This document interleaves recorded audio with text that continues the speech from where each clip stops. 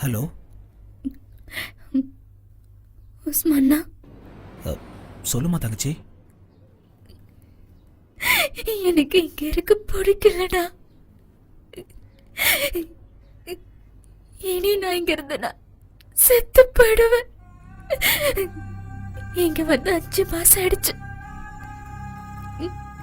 ஊருக்கு காசு அனுப்பல,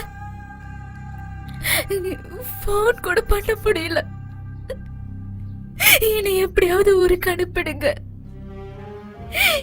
என்னால தாங்க முடியல, சித்திரவதை பண்றாங்க. அதுக்கு நான் என்னமா பண்ண முடியும்? நான் இங்க இருந்து தப்பிச்சாகணும்.